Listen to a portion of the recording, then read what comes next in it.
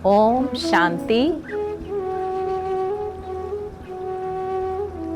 भगवान हम सभी को ज्ञान के वो सूत्र देते हैं जिससे हम अपने व्यवहारिक जीवन में, पारिवारिक जीवन में रहते हुए किस प्रकार से अमृत पान कर सकते हैं ज्ञान का, और साथ साथ अपने जीवन को बहुत सहज और सरल बना सकते हैं।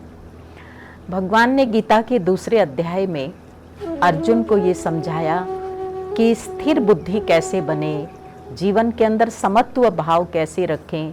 तो ये सब सुन करके अर्जुन के मन में एक प्रश्न उठता है कि हे भगवान, यदि ज्ञान इतना श्रेष्ठ है तो आप मुझे युद्ध के भयंकर कर्म में क्यों लगा रहे हो। तो परमात्मा उन्हें वो विधि सिखाते हैं कि अपने हर कर्म को ही हम अनासक्त भाव से करते हुए उसे यज्ञ बना सकते हैं। कुछ लोग ये सोचते हैं कि कर्म ना करें तो ना रहेगा बांस और ना रहेगी बांसुरी, कर्म को ही छोड़ दें। लेकिन कर्म को जब तक जीवन है नहीं छोड़ सकते हैं। आप देखिए, श्वास की गति, हृदय गति, पाचन तंत्र, रक्त का संचार, ये सब गतिविधियां क्या जीवन में बंद हो सकती हैं? इसी तरह से देखना, खाना, पीना, चलना, सोना, जागना, ये सब भी तो कर्म है। तो कर्म के बिना तो इंसान रह ही नहीं सकता है। लेकिन अपने उस कर्म के अंदर हम कैसे उसका आनंद लें, कर्म को ही अपने जीवन का आनंद बनाएं, कर्म को ही यज्ञ बनाएं, वो विधि भगवान हमें सिखाते हैं। इसीलिए एक बहुत सुंदर सूत्र देते हैं अर्जुन को, नियतम कुरु कर्म त्वम।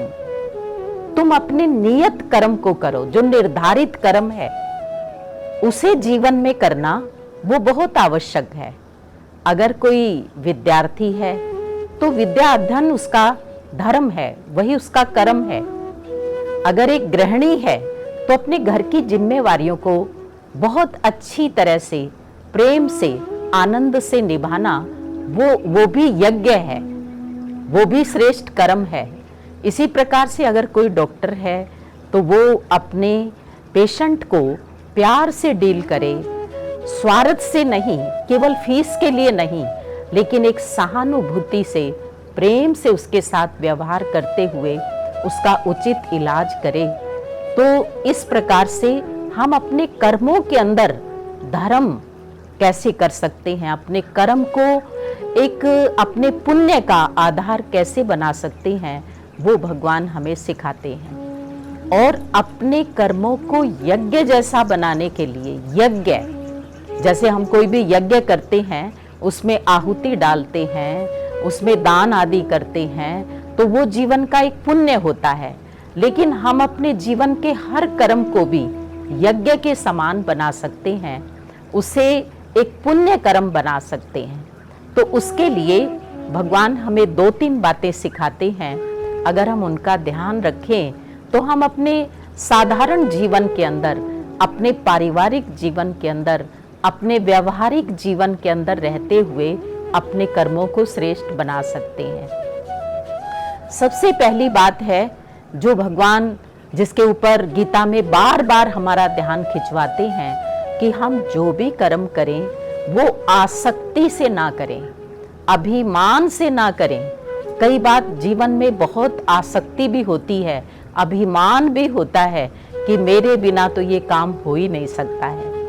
तो एकदम अनासक्त भाव से, जैसे हमने 2 मक्खी का उदाहरण देखा कि एक मक्खी शहद के ऊपर आके बैठ जाती है, उसके पंख लिपट जाते हैं, वो उसके लिए बंधन बन जाता है।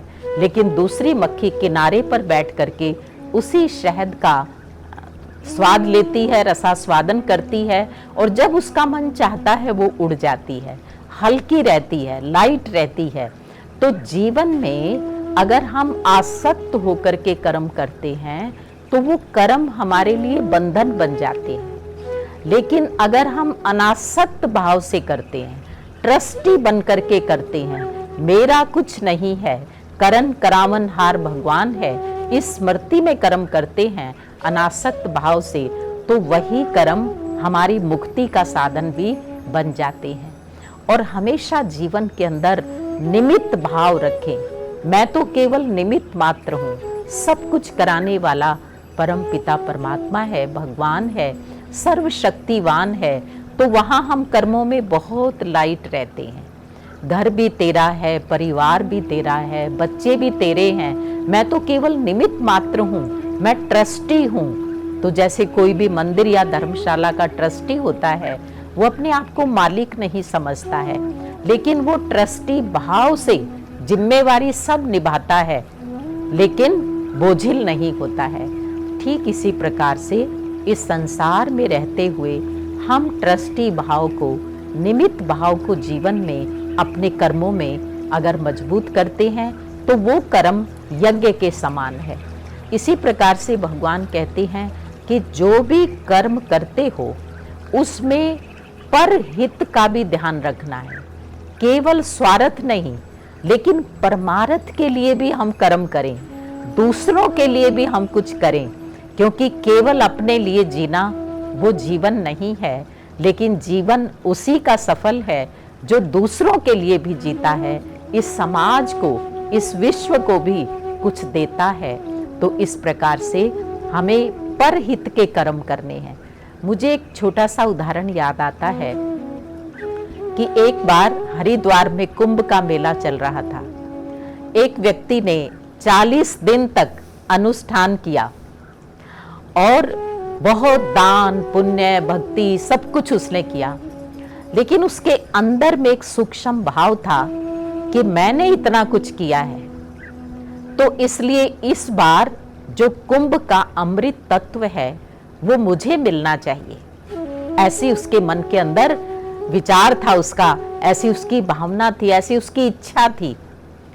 तो जब कुंभ पूरा हुआ, उसके 40 दिन का अनुष्ठान पूरा हो गया, तो सुबह सुबह जब वो सो करके उठा, अर्ध निद्रा में था जैसे, तो उस समय एक उनको दिव्य वाणी सुनाई देती है भगवान की, जैसे उसके कानों में आवाज सुनाई देती है कि इस बार के कुंभ का अमृत फलाने गांव का फलाना व्यक्ति, वो गांव और व्यक्ति का नाम भी बताया, तो वो ले गया इस बार। तो इसे वो आवाज जब सुनाई दी तो इस व्यक्ति को थोड़ा मन के अंदर धोखा सा लगा, उसको जरा कष्ट भी हुआ, क्योंकि उसकी बहुत बहुत ज्यादा दृढ़ इच्छा थी कि ये अमृत तत्व तो मुझे ही मिलना चाहिए। तो जैसे उसने आवाज सुनी थी, उसी को फॉलो करते हुए वो व्यक्ति उस गांव में पहुंचा, अमुक गांव में, और वहां अमुक नाम के उस व्यक्ति का उसने ठिकाना खोज लिया और आखिर वो उसको मिल गया। तो उसने उस व्यक्ति से पूछा, क्या तुम कुंभ स्नान करने गए थे? तो इस व्यक्ति ने, जो गांव का था, उसने कहा कि नहीं। तो उसने कहा, क्या तुम्हारी कुंभ स्नान करने की इच्छा थी? उसने कहा, हाँ, मेरी इच्छा तो जरूर थी, और मैं साल भर से थोड़े थोड़े पैसे जमा करके और ये सोच रहा था कि मैं इस बार कुंभ में जरूर जाऊंगा, दान पुण्य करूंगा, गंगा स्नान करूंगा। लेकिन जिस दिन मुझे जाना था उससे एक दिन पहले मेरे पड़ोस के अंदर मुझे रोने की आवाज सुनाई दी। तो मैं उस घर में गया और मैंने पूछा कि तुम क्यों रो रहे हो? बच्चे रो रहे थे, पत्नी रो रही थी। तो उसने बताया कि मेरा पति 3 मास से बीमार है और घर में खाने के लिए कुछ भी नहीं है, क्योंकि ये मजदूरी करके बच्चों के लिए लाता था। 3 दिन से बच्चे भूखे हैं, कुछ नहीं खाया है, और इसलिए भूख से ये बच्चे रो रहे हैं। तो इस गांव के व्यक्ति ने कहा कि जो कुंभ से आया था व्यक्ति, उसको समाचार सुना रहा है कि मैंने फिर ये सोचा कि मैं इन बच्चों के लिए जो पैसे मैंने जमा किए हैं कुंभ स्नान में जाने के लिए, तो उससे मैं राशन पानी लेके आया और उस घर में दिया, ताकि उनके बच्चों की भूख जो है वो मिट सके। तो कहता है, फिर मैंने गंगा मैया को दूर से ही दंडवत प्रणाम किया कि हे गंगा मैया, इस बार मैं आप तक नहीं पहुंच पाया और मेरी ये मजबूरी रही, अगली बार मैं कुंभ स्नान अवश्य करूंगा।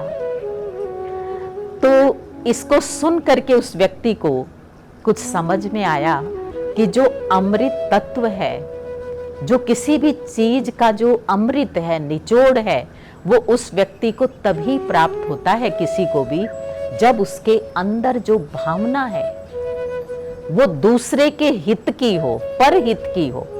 भले वो व्यक्ति स्नान करने नहीं गया, लेकिन उसने जो जरूरतमंद की सेवा की, जो परमार्थ किया, उससे उसको इतना पुण्य मिल गया कि वो उसका कर्म परमार्थ में जमा हो गया और भगवान को भी इतना अच्छा लगा कि सारे कुंभ का जो अमृत तत्व है वो उसी को भेंट कर दिया।